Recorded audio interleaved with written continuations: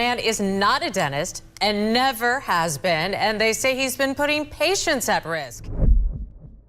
You think you know internet scams. This one started with a smile, literally. Welcome to Atlanta. Great music, great food, and apparently the world capital of... I watched 3 TikToks, so basically, I'm licensed. A few years back, Brandon Lillard allegedly noticed something simple. The internet rewards confidence and perfect teeth. People go viral off of a new grin, a little swagger, and he wanted in. But instead of taking the dental school route, reports say he looked at all that paperwork, all that time, all those credentials and said, "Nah, I just opened up an Instagram." And that's how you end up with today's story, the so-called fake veneer guy out of Atlanta. According to reports, he didn't call himself a dentist because, laws. He basically branded himself as Atlanta's top veneer specialist under a business name called A-List Smiles Atlanta. And it's a little slick word game, veneer specialist, that makes it sound official if you don't think too hard. It's like calling yourself a boob job technician. Like, okay, buddy, that's a plastic surgeon. And he allegedly didn't just post online either. He reportedly had a Buckhead office that looked legit. Dental chairs, bright lights, tools laid out. The whole trust me, I have equipment vibe.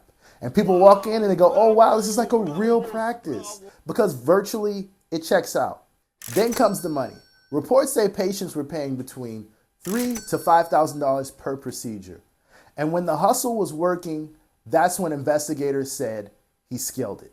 Reports allege that he started charging people over $6,000 to learn how to become a veneer tech, which is not a real licensed job title in Georgia. That's like me selling you $6,000 course on how to become a certified airline landing influencer. So please step away from the cockpit.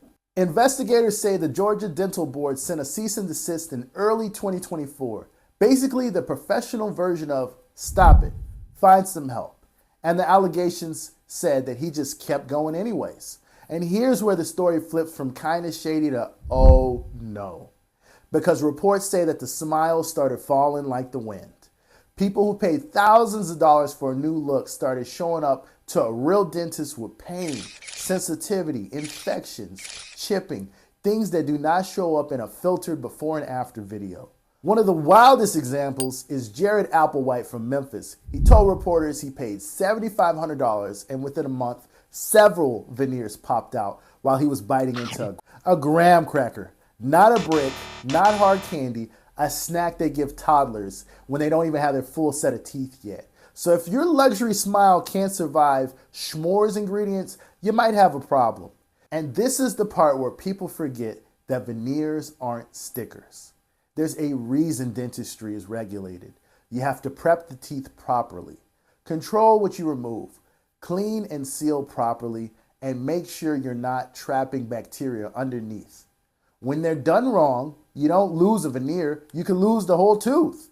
One victim, Christy Brown, told reporters her real dentist took one look during a routine cleaning and immediately started asking urgent questions like, who did this?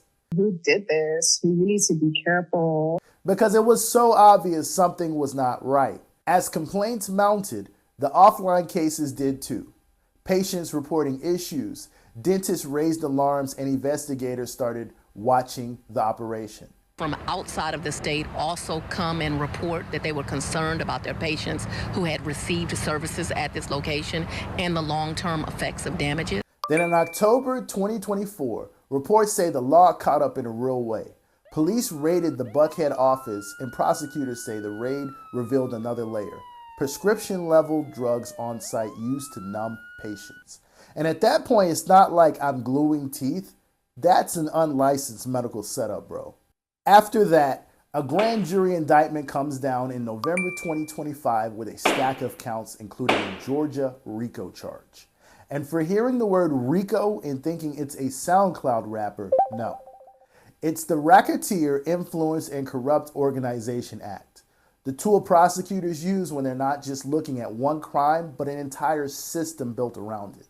Because that's what the state is essentially arguing here.